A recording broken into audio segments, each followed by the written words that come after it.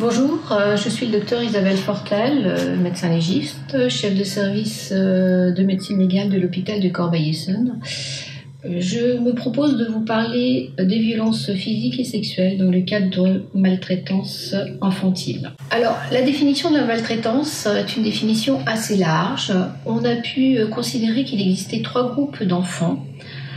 Les enfants maltraités, pour lesquels il s'agit de victimes de violences physiques, psychologiques, d'abus sexuels, de négligence, avec des conséquences graves sur leur développement.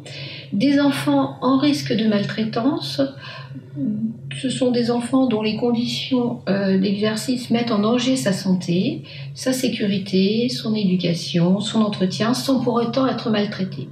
Enfin, on a individualisé un 3e groupe d'enfants qu'on appelle enfants en danger et qui regroupe en fait les 2 catégories précédentes.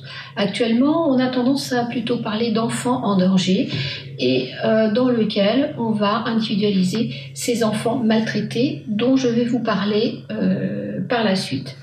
Alors, il faut savoir que d'après une série effectuée dans le Lancet en 2009, la fréquence des mauvais traitements serait de 10% pour les enfants dans les pays à haut revenu. Alors, qu'est-ce que c'est que les violences physiques à l'encontre des enfants? Il s'agit d'actes qui vont de l'atteinte physique d'un enfant à la mise en danger de sa vie. La forme, bien sûr, la plus extrême de violence est l'homicide, et il est actuellement admis que l'homicide est en fait un cas de maltraitance qui tourne mal. Pourquoi s'intéresser autant à la maltraitance? Parce qu'il y a le risque de répétition et de récidive et qui peuvent amener, bien évidemment, comme je viens de vous dire, à une forme extrême qui est l'homicide.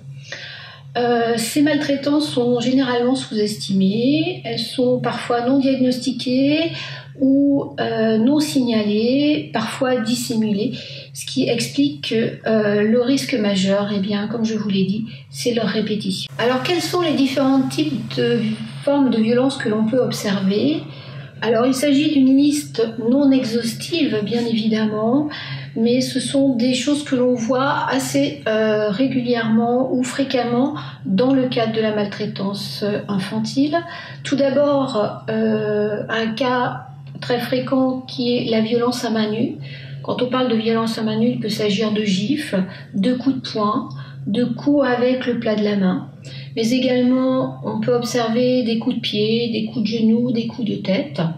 Il ne faut pas oublier que ces violences peuvent être aussi faites à l'aide d'un objet. Un objet contondant, c'est-à-dire un objet à bord mousse, non tranchant, par exemple un manche à balai, une baguette. Ça peut être également des objets piquants ou tranchants par exemple un couteau, un cutter. Ça peut être également, et ça se voit notamment dans le cas de la maltraitance infantile, d'objets comme des câbles ou des fils électriques qui vont donner des lésions particulières sur le corps. Il y a également un mécanisme qui est de mieux en mieux individualisé, qui est le mécanisme de secouement et qui va être à l'origine d'une pathologie bien particulière qu'on a individualisée sous le terme de syndrome du bébé secoué. Il y a également des formes particulières de violence qu'on rencontre notamment chez les enfants, que sont les pincements, les griffures, les morsures humaines, l'appréhension brutale de cheveux. Une mention particulière qui concerne les brûlures par objet, par liquide brûlant, par immersion forcée de l'enfant dans un bain par exemple. Il ne faut pas oublier non plus les étranglements, qu'ils soient à l'aide d'un lien ou fait manuellement, l'étouffement, qui correspond par exemple à la mise en place d'un coussin sur la face de l'enfant, obstruant ses narines et sa bouche et l'empêchant de respirer. Enfin, les projections contre un mur, contre un sol par exemple. Dans quelques cas, on peut aussi avoir des enfants qui sont attachés avec des liens au niveau des chevilles ou des poignets. Et enfin, un syndrome un petit peu particulier qui a été décrit dans les années 1600, qui est le syndrome du tourniquet. Il s'agit d'un enroulement étroit d'un cheveu autour d'un appendice, par exemple un orteil, un doigt, un pénis, qui peut s'observer notamment dans le cas de maltraitance infantile. Donc, comme je vous disais, ces lésions physiques prennent différentes formes, elles peuvent être très variées, elles peuvent être associées, et la liste que je viens de vous en donner n'est pas exhaustive.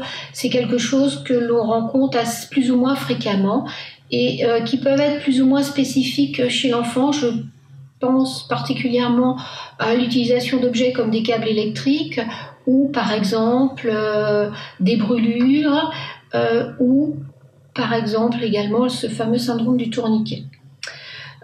Pour continuer, nous avons les violences physiques, mais nous avons également les violences sexuelles. Alors les violences sexuelles, il existe plusieurs définitions, je vous en ai cité deux. Une qui vient de l'OMS, qui sont les sévices sexuels chez les enfants comme des actes exercés sur eux par un adulte ou une personne plus âgée à des fins de plaisir sexuel.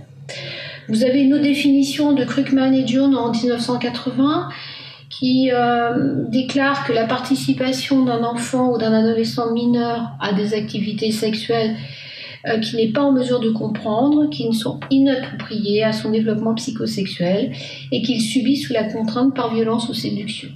Il y a plusieurs types de définitions permettant de caractériser les violences sexuelles. Toujours est-il que toutes ces définitions sont valables et on peut quand même retenir globalement qu'il s'agit d'un geste à caractère sexuel avec ou sans contact physique commis par un individu sans le consentement de la personne visée ou dans certains cas, notamment dans celui des enfants, par une manipulation affective ou par du chantage.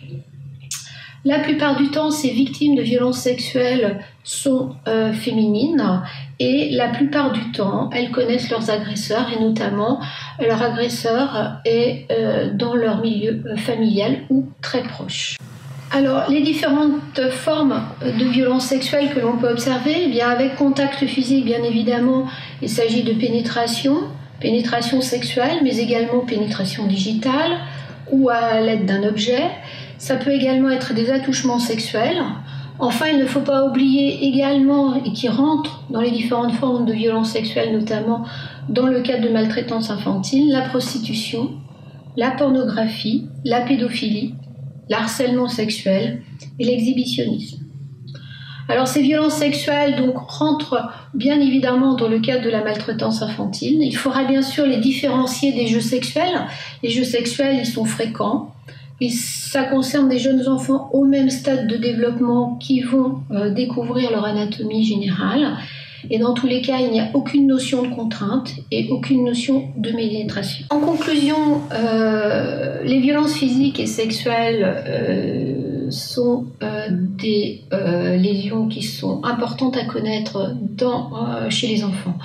Elles rentrent dans le cadre de la maltraitance et surtout, elles doivent être rapidement signalées, évoquées, afin de permettre la prise en charge de l'enfant en tant que victime, mais également éviter leur récidive et leur répétition, parce qu'il ne faut pas oublier, notamment dans les violences physiques, que de certains cas, et bien malheureusement, ça peut aboutir à un homicide, qui est le cas extrême de la maltraitance. On dit même que c'est une maltraitance qui est mal tournée. Je vous remercie.